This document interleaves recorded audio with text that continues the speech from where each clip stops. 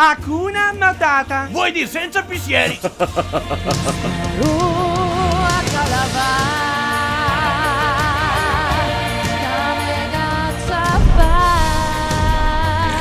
Sì, una stanta gatto, ma sorry. Arriva allora.